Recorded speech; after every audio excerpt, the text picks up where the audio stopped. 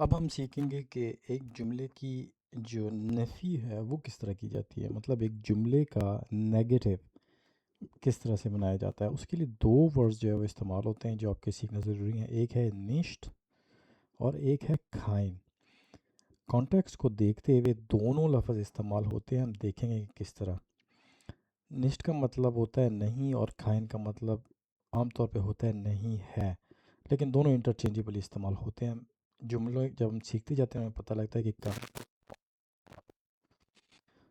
مثال کے طور پہ ich bin nicht müde، میں تھکا ہوا نہیں ہوں۔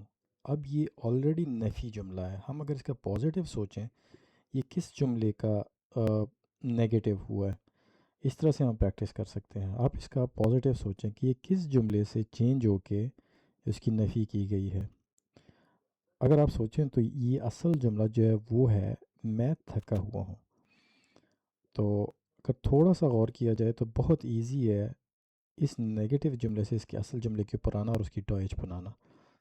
مثال کے طور پہ صرف اس نشت کو آپ ہٹا دیں تو پازیٹیو جملہ بن جائے گا، جیسے ich bin müde، میں تھکا ہوا ہوں۔ اسی کی نیگیشن نفی کی گئی ہے، ich bin nicht müde، میں تھکا ہوا نہیں ہوں۔ آگے چلتے ہیں، ich habe kein Auto، میرے پاس گاڑی نہیں ہے۔ پازیٹیو کیا ہوا، کھائن ہٹا دیں، ich habe ein Auto، میرے پاس ایک گاڑی ہے۔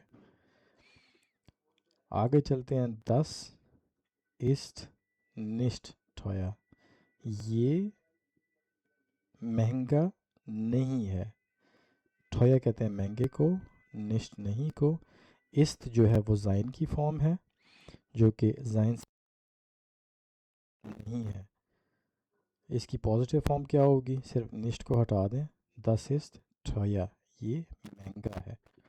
تو آپ اگین اسی رول کو سامنے رکھتے ہوئے مزید کم از کم 10-15 جملے بنائیں تاکہ آپ کو یہ جو رول ہے وہ ذہن نشین ہو سکے۔